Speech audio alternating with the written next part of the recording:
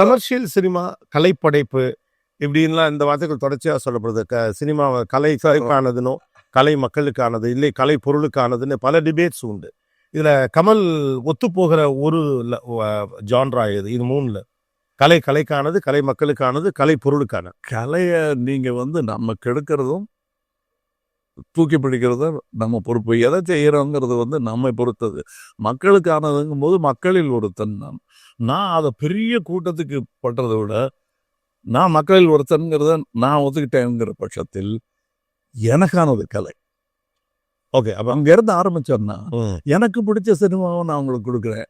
என்ன மாதிரி நிறைய பேர் இருக்காங்கிறத நான் நம்புகிறேன். நான் தனித்து, அதான் முதல்ல கேள்வியே, தனித்து இருக்கணும்னு இல்லை, மக்களோட இருக்கிறது தான் என்ன. எனக்கு சாப்ளின் தான் ஹீரோ. ஓகே, மக்களோட பாலச்சந்திரன், சத்யஜித் ரே நான் குறைவா சொல்லலை. அவங்களாம் அந்த முன்னோடிகள், அந்த ப்ளீடிங் எட்ஜ் தெரியுமா, அதுல இருக்கிறவங்க. அதுக்கப்புறம் கட்டிங் எட்ஜ், அதுக்கப்புறம் காமன் மீட்.